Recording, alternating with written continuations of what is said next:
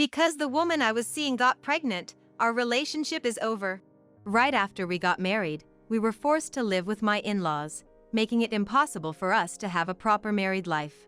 Perhaps that contributed to the situation. My husband Andrew cheated on me with a younger woman and got her pregnant.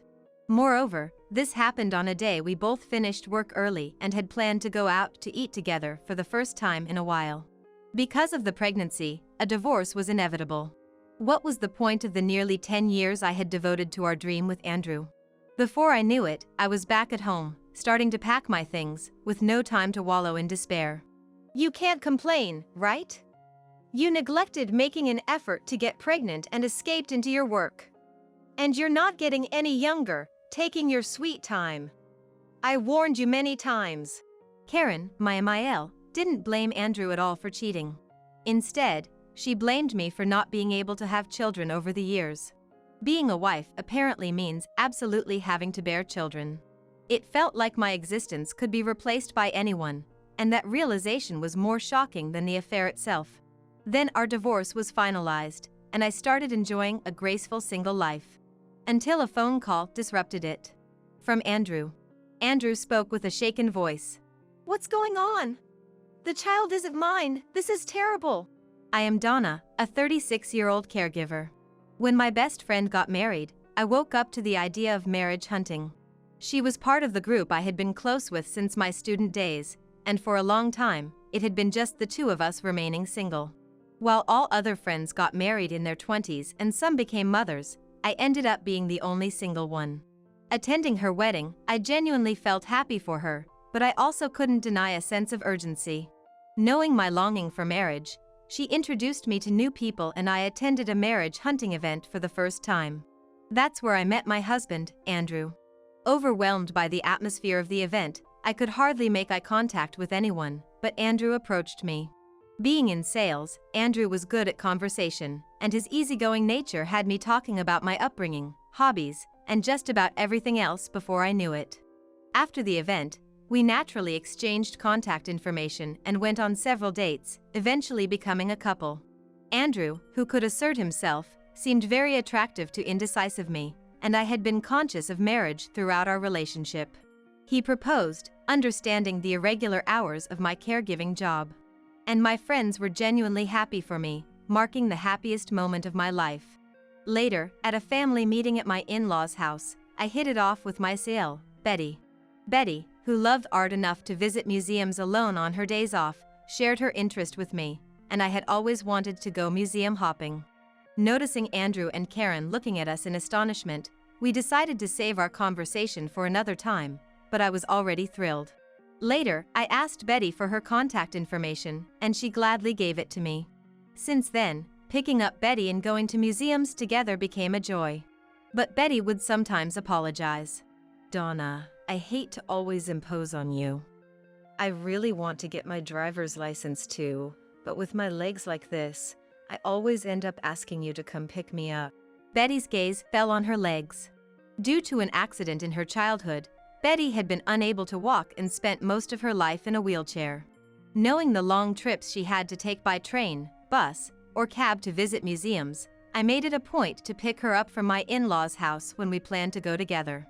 Betty always felt bad about it, often expressing her feelings this way. I've told you many times, I don't mind at all. I'm tagging along with your hobby, so please let me do this much. In truth, I considered Betty like a real sister. I was happy to spend holidays with her, and I sincerely told her she could call me for even trivial things without hesitation. Yet, Betty continued. I'll end up useless if I rely too much on others. She said, always trying to handle her affairs by herself, a strong-willed person.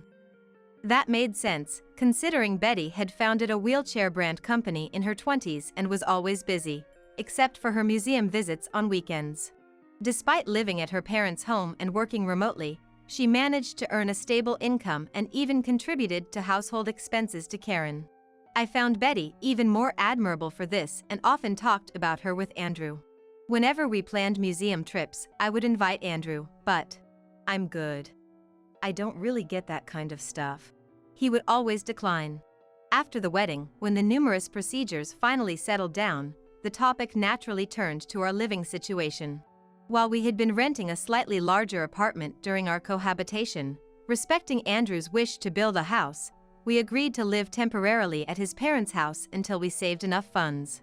I had heard that Andrew's father had passed away a few years ago, so I expected that his study would become our room. Though I understood having a room was a luxury, the idea of living with someone else's family was still unnerving. Especially since Karen began subtly bringing up the topic of children every time we met. Having children earlier is always better. I say this from experience. You have more energy for parenting when you're younger, and it allows you to think about having a second or third child, right? I had Andrew in my teens, and everywhere I went, people would say how young I looked as a mom. Initially, she would talk about wanting to see her grandchildren soon, but after half a year of living together, she would sigh upon seeing me and say, "I wonder why Andrew married someone so provincial. I always told him to marry young and have kids early, like me. It's better for me too, since I can play with my grandchildren while I'm still young. You don't seem like an appealing woman enough to break my advice for. You're not neglecting to try for a baby because you're busy with your caregiving job, are you?" Her comments about us not having children became increasingly direct. However, Karen only grumbled about such things and never went as far as to harass me by imposing household chores or doing something in front of Andrew or Betty. I thought it was probably because I was closely involved in assisting with Betty's daily life. She seemed to find helping Betty bothersome and preferred to leave it to me, wanting to avoid disrupting this arrangement. To me, helping Betty, whom I admired, never felt like a burden. I often thought life could be peaceful without Karen's constant nagging for grandchildren, but I didn't want to disturb Andrew, who was working hard with overtime and weekend shifts to save for our house. So, I decided to focus on my job first and put off thinking about pregnancy for a while. Getting used to living together happened in no time, and before I knew it, almost 10 years had passed. Karen kept insisting that taking a loan for the house was a waste of money and discouraged it. Just as our savings were about to reach the target amount, Andrew suddenly brought up a serious discussion. That day, both Andrew and I were finishing work early and had booked a nice, stylish restaurant for dinner, something we hadn't done in a while. "Go ahead and get a table. I'll join you soon," Andrew texted, so I went ahead to the restaurant to wait for him, browsing the menu. Since Karen disliked dining out, Andrew and I rarely had the chance to eat out since getting married, making this time alone with him all the more precious.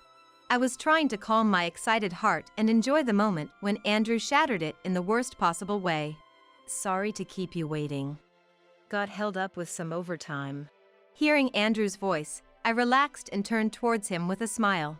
Standing there in his suit was Andrew, and next to him, a noticeably younger woman.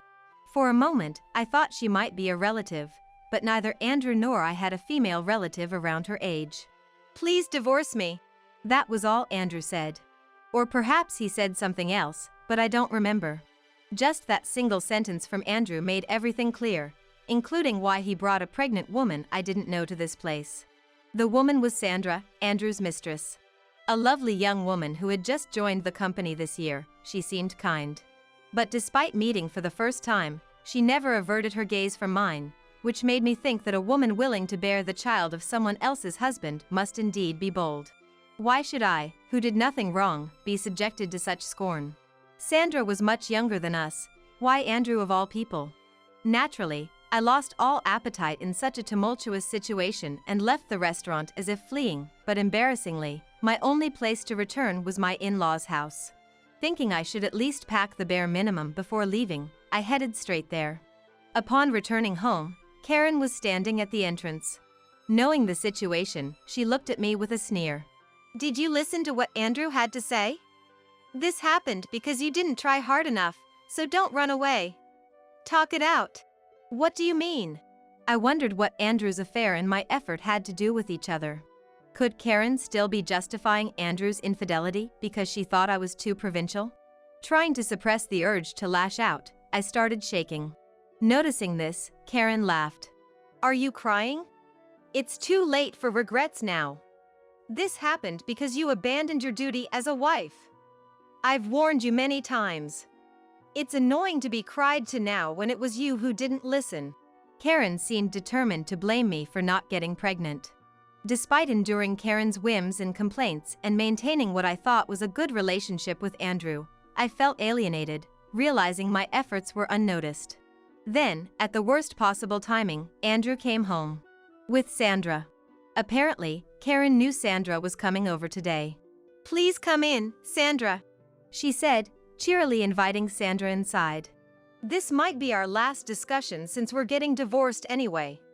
But you don't stand a chance, so let's wrap this up quickly," Andrew said, passing by me, still standing frozen at the entrance. Dizzy with this nightmare-like development, I went to the living room where the three of them waited. "I've always wanted kids." Donna trampled on my feelings, using work as an excuse. "I don't have feelings for her anymore. Please divorce me." Hearing the declaration of divorce for the second time today struck me even harder. Without making eye contact with anyone, I just stared at Sandra's pregnant belly. Since old times, it's been decided that a wife's role is to bear children. Yet, you couldn't even manage to get pregnant, let alone bear a son. Hate me all you want, but do you also despise showing me a cute grandchild? Karen lamented ostentatiously while giving me a contemptuous smile. Andrew was the one refusing pregnancy, using work as an excuse. I knew he was working hard for our home's finances. I thought it was understandable not to focus on having children for now. But to think he was cheating during that time, I can't believe it. Feeling miserable, I fought back tears. For the first time, Sandra glared at me and said, "Hysterical women are so annoying. That's why Andrew dumped you." Karen joined in, opening her mouth to agree. "It's shameful to blame others. You clearly neglected your efforts as a woman." In contrast, Sandra is mature despite being only 20, even supporting Andrew's work at the company. Someone who stands by him personally like that. A woman who can't bear children like you is unnecessary. Karen, who had always said women shouldn't work, praising Sandra now, represented a stark contradiction. Karen and Sandra, along with Andrew, exchanged looks and nodded in agreement. The real issue was Andrew impregnating a young woman despite having a wife, yet that went unmentioned.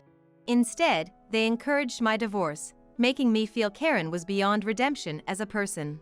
Just as I was contemplating whether to simply agree to the divorce or how to claim compensation in a divorce trial. "Wait a moment." Betty appeared.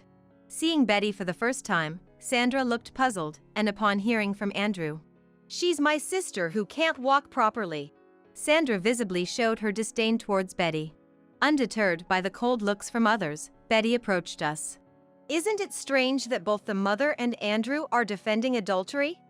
Have you both forgotten everything Donna has done for you? Living together with consideration, working from dawn till dusk to pay the living expenses, accepting everything without a frown, even willingly taking care of my needs. I wonder if Sandra can do the same in the future." At Betty's words, Karen stood up furiously and erupted. "Don't act like you know everything when you can't even live independently. Do you have any idea how much I've struggled because of you?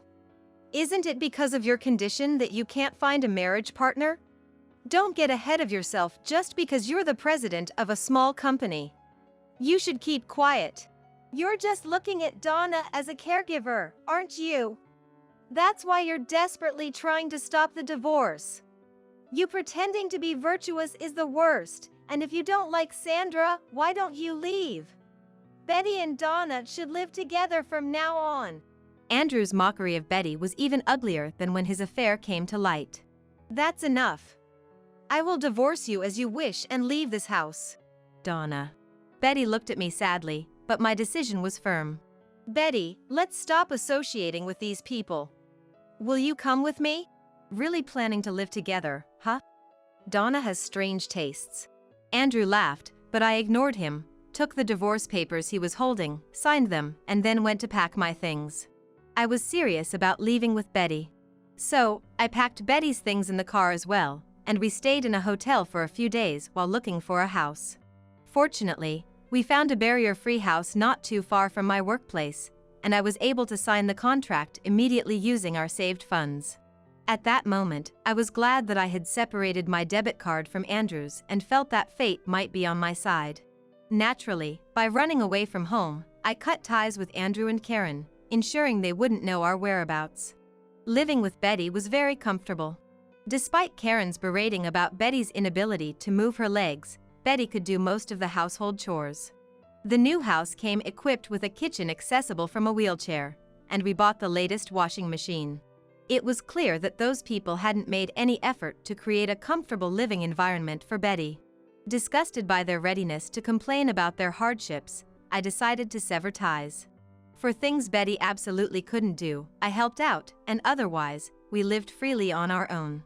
Just when our new life felt like a lie compared to our cramped past. A call came from Andrew. "What do you want?" Sounding very disturbed.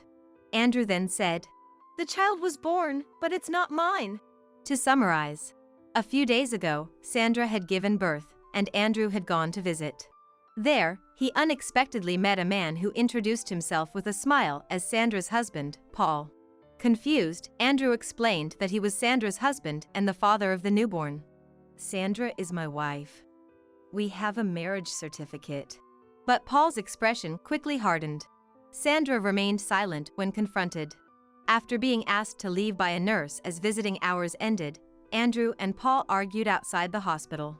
Eventually, it turned out that Sandra was indeed Paul's wife, and the newborn was their child. A fact Andrew also felt once he saw the baby, having no resemblance to himself, confirming his suspicions. Finally understanding the situation, I intuitively felt that Andrew hadn't called just for a casual chat. And, unfortunately, my intuition was right. I was deceived by Sandra. She told me she got pregnant soon after we started dating, which I thought was strange. I planned to get a settlement from Sandra and then try to reconcile with Donna. What? I must have raised my voice without realizing it because Betty, who was in the same room, turned around in surprise. Cheating and now demanding money from Sandra because of their dispute? Andrew had the nerve to contact me without any sign of remorse, despite such an obviously flawed plan. At this point, any resentment I felt was irrelevant. I just wanted to end the call quickly, but the foolish man on the other end kept talking carelessly. "Donna, I know what you're going to say. But I called because there's another problem. Sandra and Paul are fighting." Paul, angry at Sandra. "I can't be seen with a wife who cheats. I don't want a child with such a woman. It's unfortunate for the child, but I'll pay the minimum child support. Please, let's get a divorce." "For cheating," said Sandra, begging Paul. "You earn more, so you should support me. You promised. I quit my job to be a housewife, so I can't start working again," said.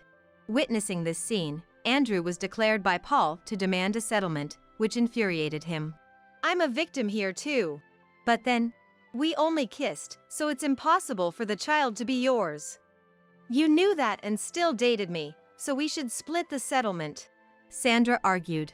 Caught in this complicated mess, I felt no sympathy for Andrew, who had involved himself and still mistakenly thought I harbored feelings for him.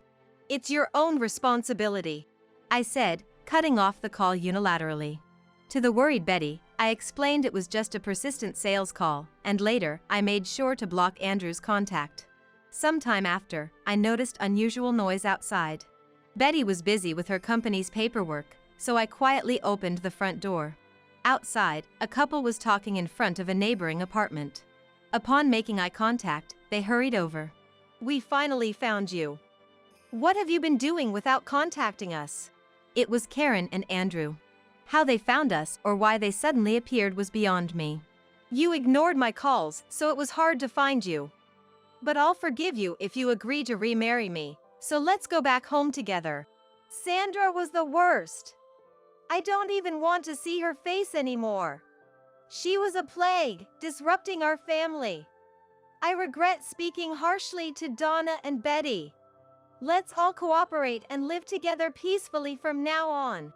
Their complete reversal and eagerness to reconcile felt repulsive, but I couldn't close the door due to Andrew's force.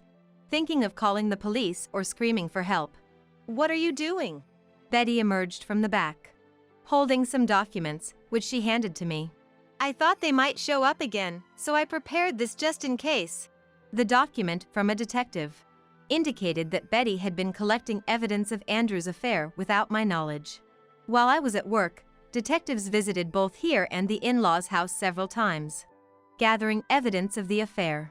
Andrew has always struggled to hold down even part-time jobs and has frequently changed jobs since becoming a salaried employee. I was impressed when he seemed to focus on his work after marrying Donna. However, in recent years, he started spending more time away from home, so I suspected an affair but didn't want to interfere by telling anyone.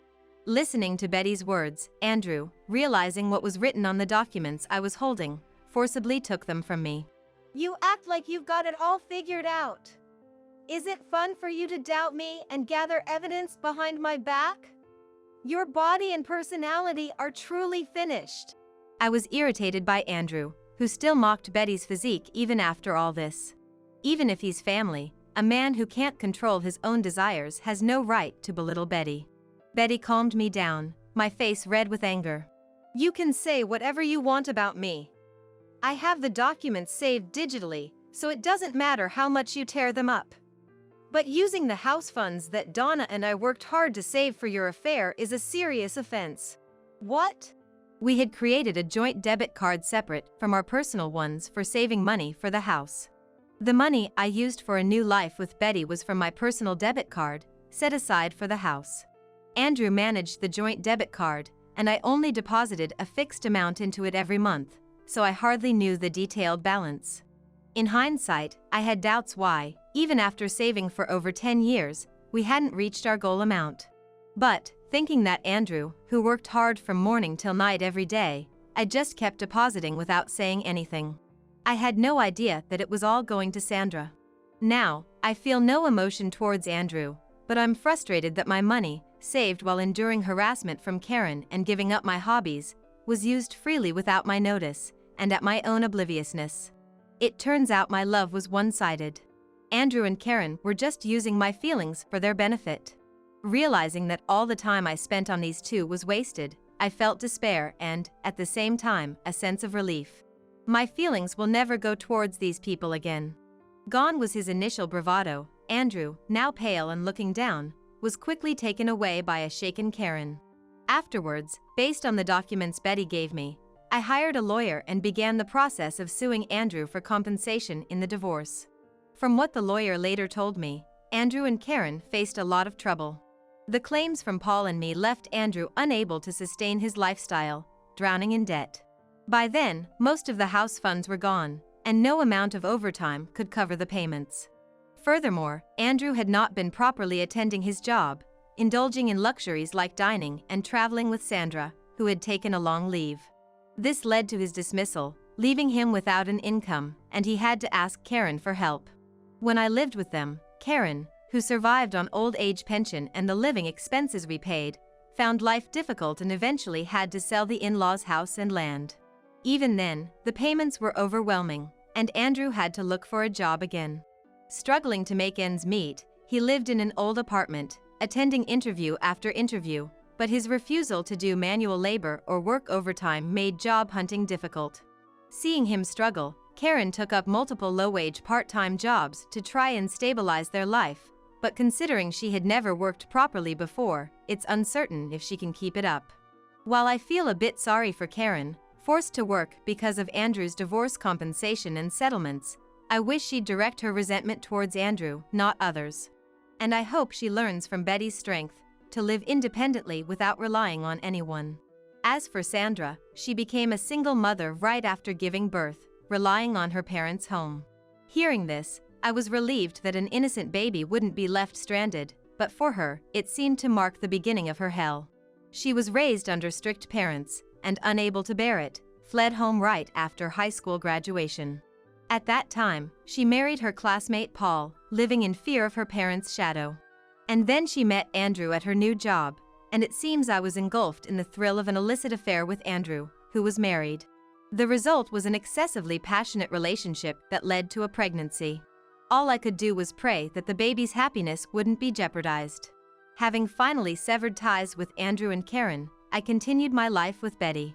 However, one day, Betty told me about her marriage plans, which took me by surprise. It turns out, the person was a friend from her student days, someone who had supported her as a secretary since she started her business. Betty had hesitated to tell me because it meant our life together would end. "I just want you to be happy, without worrying about me." But I told her.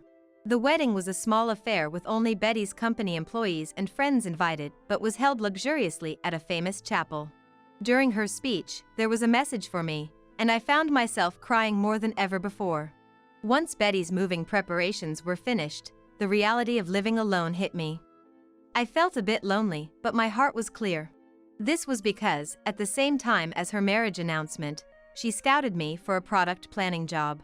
Seeing how smoothly Donna took care of me, I realized that to create products that meet our customers' needs, we need opinions from the field.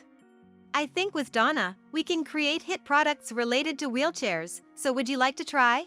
I had worked hard in caregiving, sometimes facing harsh words or feeling frustrated when care didn't go as planned.